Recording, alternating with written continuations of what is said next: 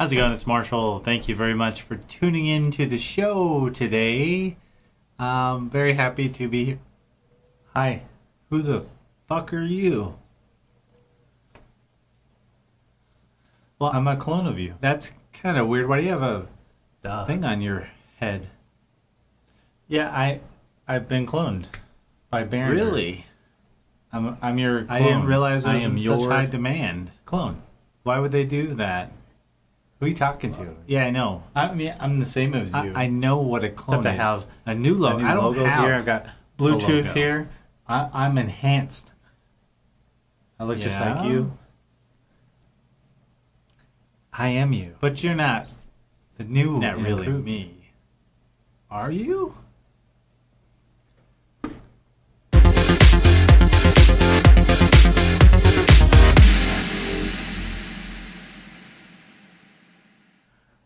So, thank you, Clone Me, for that awesome introduction.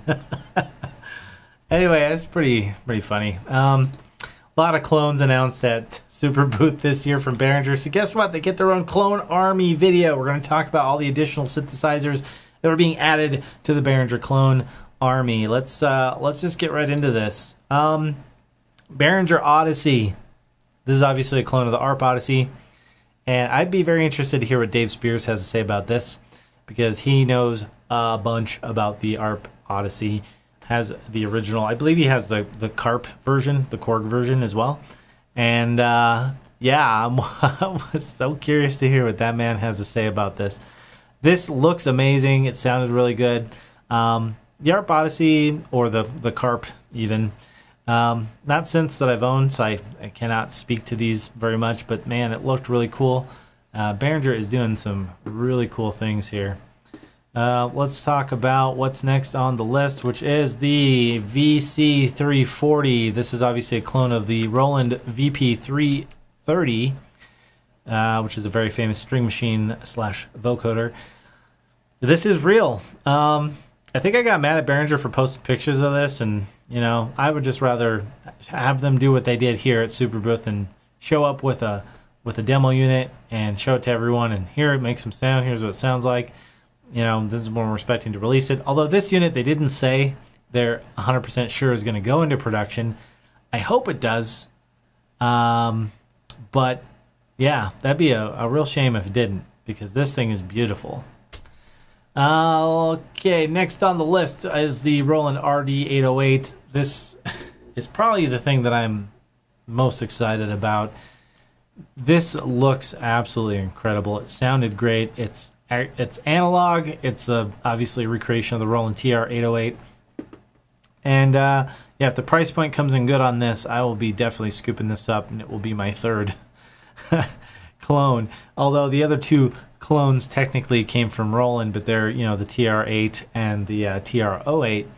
Man, that's pretty. And if they do a 909, an RD 909, and it looks like a 909, and it's a good price also, I'll be scooping one of those up immediately. I love Roland drum machines. It's just a shame that, man, this is what we're having to resort to, is you know, somebody other than Roland doing this.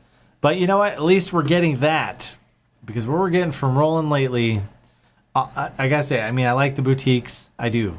Okay, I have almost all of them. But having a full-size recreation of the instrument is really what I want.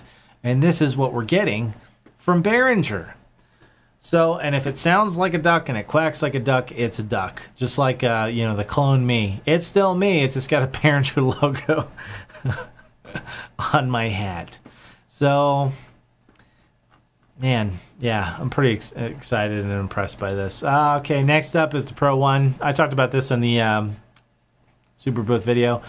This looks cool, but I wasn't super impressed with actually the demo. But I don't know what this is supposed to sound like. I'm going to be honest, I've never had a Pro 1. So, if that's what it's supposed to sound like, it's not for me. So, and let's move on to the next one, which is the MS-101. Now, some of you may remember this very famous picture now, at least famous in my mind, because Behringer trolled Roland by releasing this picture on 808 Day last year, the same day that they announced the SH-01A Boutique, which is the boutique version of the SH-101. Had some additional features, like it was 4-note polyphony, blah blah blah. Anyway, so this is Behringer's take on the SH-101. This looks fucking awesome.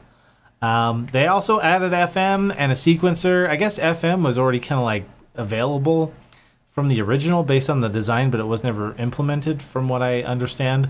So that's cool. They just were like, well, we can do it, so let's just add it on here. I love that. I think that's really cool. And this sounded good. I don't know what an SH-101 sounds like.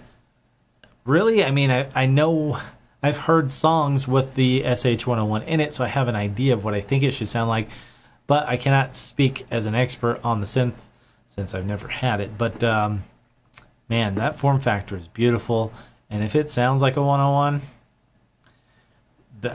I don't even know what to say. I'm kind of speechless, honestly, because with these clones they have come out with from Behringer, this is just, you know, you can't bet against these guys.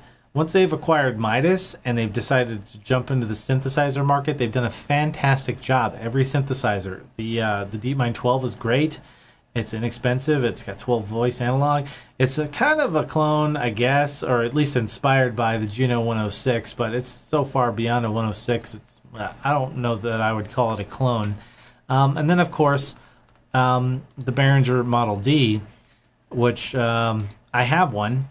And I did compare it to my Mini Moog Model D, and man, it sounds freaking close. It's virtually indistinguishable, you know, especially to the layperson who doesn't have either of these. They would not be able to know the difference, most likely. So Behringer has done a fantastic job disrupting this market. And I just want to say, I mean, thank you, Behringer, for doing this. I can't wait to see if you're going to do the OBXA. That's one, I will kiss your butt if you get one of those for me. And the ARP 2600, those are two synths that I would really like to see recreated at a good price.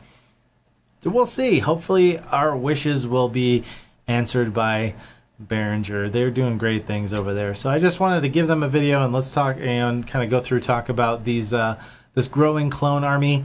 Now, Behringer does do other synths and have released other synths that are not clones. The Neutron is one. Obviously, the DeepMind 12 I would not consider a clone per se. So I think those two are original, and they have other things coming as well. But yeah, OBXA, ARP 2600, 909 clone. You know, do it big. I know you guys are, and thank you for that. I'm excited. It's like, so cool. So cool. I guess the last thing I would just say is, you know, I may have seemed like a little bit of a Debbie Downer on the Behringer stuff initially. And the main reason for that, I think, is because there was another company a few years back who tried to get into the synthesizer market that did not go well. Another well-known company.